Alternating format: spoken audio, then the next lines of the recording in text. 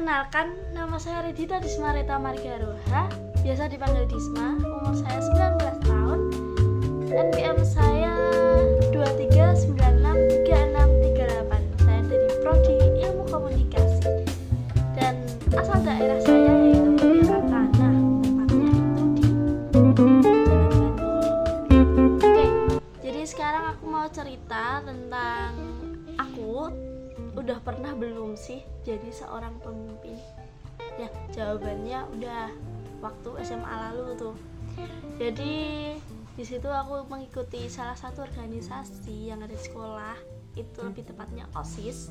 Nah, di situ aku menjadi koordinator rekrutmen OSIS periode 2022-2023 kalau nggak salah ya, sedikit lupa.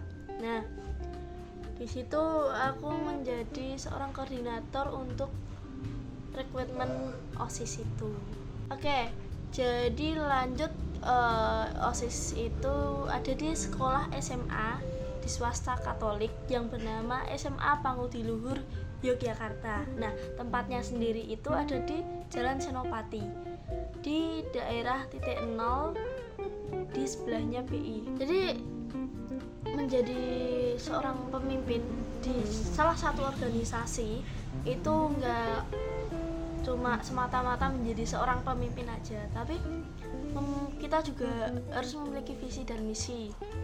Walaupun saat aku menjadi koordinator, visi dan misi itu tidak tertulis karena masih ada atasan saya, yaitu ketua OSIS gitu.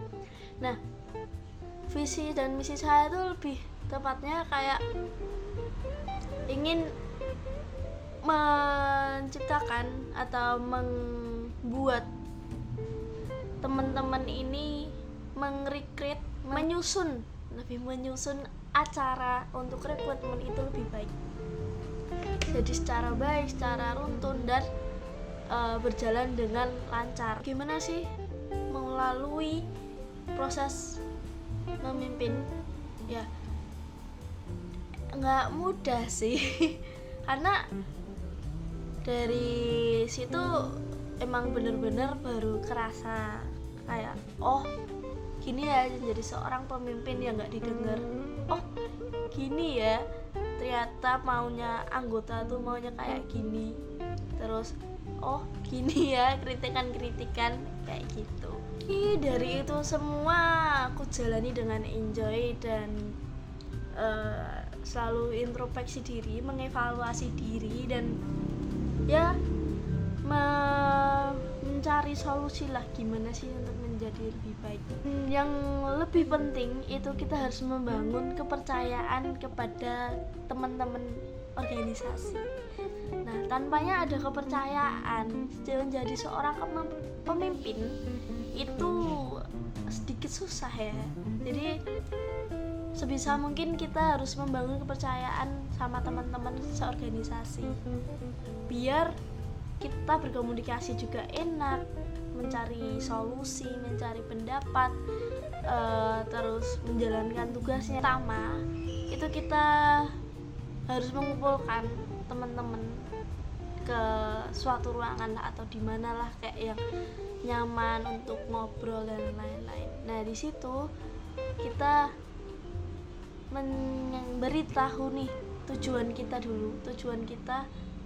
Tujuanku untuk membuat visi misi ini. Jadi kayak ya kita mau hasilnya apa, makanya visi misi ini tuh ada kayak gitu. Jadi kita menjelaskan nih visi misi kita ke teman-teman.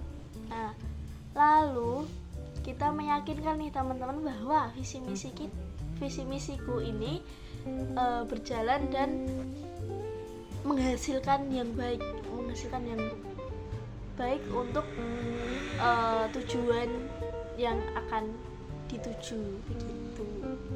Satu lagi, kita harus menyamakan persepsi atau menyamakan tujuan kita antara visi misiku dan teman-teman semuanya. Nah, ada lagi ya, contohnya kayak si A itu tuh nggak suka sama si B. Nah di situ kadang bikin konflik, ya salah paham dan lain-lain. Kadang bilangnya kayak gini, bilangnya kayak gitu ke teman ini, ke teman itu, jadi kayak jatuhnya ke adu domba kayak gitu. Nah solusinya itu aku sendiri mengajak mereka buat kumpul atau bertemu. Jadi biar mereka itu sebenarnya maunya gimana sih, kok bisa kayak gitu. Jadi biar ngobrol empat mata gitu. Nah atau gitu. Itu belum ada keputusan atau kedamaian lah istilahnya, kedamaian. Nah di situ akhirnya aku masuk dan untuk menjadi penengahnya gimana sih maksudnya ya. Dan akhirnya ternyata emang ada kesalahpahaman antara anggota organisasi, lalu kita luruskan dan akhirnya berdamai, jadi teman baik lagi sampai sekarang. Begitu. Contohnya itu pas rapat. Jadi kayak kita rapat saat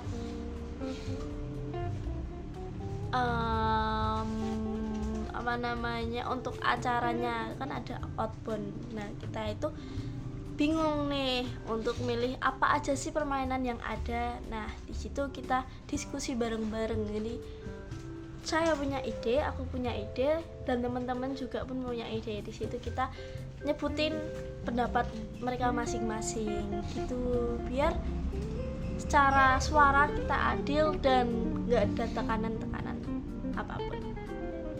Caraku untuk mengambil keputusan pertama itu harus lihat efeknya itu berdampak bagaimana, positifkah, negatifkah, atau nanti akan bagaimana kayak gitu. Jadi nggak asal-asalan kita untuk mengambil keputusan itu, tapi kita harus tahu jangka panjangnya bagaimana. Nah setelah saya belajar tentang kepemimpinan, saya jadi tahu nih bagusnya menjadi pemimpin atau kepemimpinan, pentingnya kepemimpinan di kehidupan sehari-hari kayak gitu. Jadi yang untuk diimplementasikan untuk kehidupan sehari-hari itu lebih ke aku punya jati diri. Kita harus percaya diri juga. Jadi kayak, dan aku juga sadar bahwa kita tuh punya pendapat, kalian punya pendapat, jadi kita harus bisa menyuarakan hak kita ke yang lain gitu. Kepemimpinan yang kupakai itu lebih ke demokratis. Kenapa? Karena menjadi seorang pemimpin kita juga harus mendengarkan nih suara-suara dari anggota kita, biar kita tahu apa yang harus dibenahi atau tambahan dari acara atau dari teman-teman soal pendapat dan kritikan. Jadi nggak cuma menjadi pemimpin aja yang boleh mengkritik, cuman anggota juga boleh. Karena apa? Karena membangun sebuah keadilan itu nggak susah kok, dari hal-hal kecil aja itu udah cukup. Jadi mereka biar merasa dihargai juga, nggak cuman kita yang minta dihargai, gila hormat kali ya, enggak dong kayak gitu. Mungkin cukup sekian cerita aku hari ini tentang kepemimpinanku di waktu SMA dulu di organisasi OSIS Pangutiluhur Yogyakarta Senior High School, begitu. Jadi cukup sekian, see you dan terima kasih. Maaf jika ada kalimat yang belibet atau nggak jelas ngomongnya, jadi mohon maaf.